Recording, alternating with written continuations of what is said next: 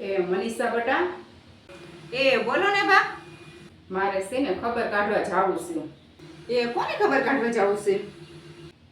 એ મારા માસીની ખબર કાઢવા જાવું છે. અઠવાડિયાથી મને એમ થયું કે મારા માસીની મજા નથી, ખબર કાઢી આવું. હમણાં તો 2 દી પહેલા ગયા તા ને, ત્યાં કોની ખબર કાઢવા થઈ ગયા તા?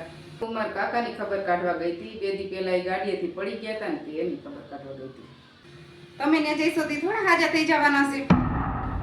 તમે ત્યાં જઈશો તો એમને થોડું જવાશે. રિક્ષા ભાડા પૈસા નહીં જોઈ. તમે આમ થાય ત્યાં જઈને પાછા અહીંયા આવશો, ઘરે આવીને પાછા કહેશો કે મને હાથ દુખે છે, પગ દુખે છે, એ બધી બળતરા પાછી અમારે જ કરવાની.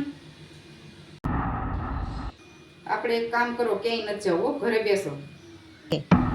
એ તારી વાત તો સાચી છે બટા, આપણે કઈ ખબર કાઢવા જાય ને હાજા ન થઈ જાય. એમાં એવું છે ને બટા, કોઈ પણ માણસ માંદું હોય ને એની ખબર કાઢવા જાય ને તો એને સારું લાગે. જો બટા, કોઈ માણસ બીમાર કે પથારીમાં પડે ને ત્યારે એને પૈસાની જરૂર નથી હોતી, પણ લાગણી અને પ્રેમની જરૂર હોય છે. જો બટા, તને ખબર છે, આપણે જો બીમાર માણસની ખબર કાઢવા જાય ને તો આપણને જોઈને જ કેટલા રાજી થઈ જાય. જો બટા, આપણા હોય ને ત્યાં આપણે જવું જ પડે. આપણા હોય ને એ જ આપણી રાહ જોવે. આપણે કોઈ ત્યાં ન જાય તો આપણે ત્યાં કોણ આવે? પછી આપણે કોઈ ઘરે જાય નહીં, પછી આપણે એમ કહીએ કે આપણી ઘર કોઈ આવતું નથી, પછી કોણ આવે આપણી ઘરે? બટા, તમારી વાત બા હાવ સાચી છે હો. તમે જઈ આવો, ખબર કાઢી આવો ને કાંઈક ફ્રૂટ પણ લેતા જાજો હો બા.